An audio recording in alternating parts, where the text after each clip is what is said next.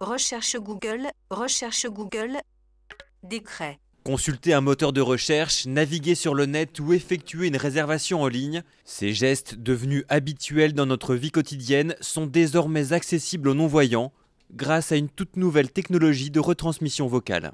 On va avoir une lecture complète de tout ce qu'on a, de tous les éléments qu'il y a sur l'écran, sur la tablette tactile par exemple. Collision entre un tram et une camionnette. Accident. Mais si les outils existent, l'univers du web n'est pas encore tout à fait prêt à accueillir les non-voyants. Dès lors qu'on veut se tourner vers l'Internet, aujourd'hui on s'en rend compte, la plupart des sites web n'ont pas été pensés, réfléchis, développés en fonction d'un usage spécifique. Alors pour inverser cette tendance, l'Université de Nice a formé une centaine de webmasters à l'accessibilité et vient de mettre en ligne un portail pour sensibiliser les professionnels du web. Des professionnels visiblement prêts à mener une révolution qui concerne tout le monde.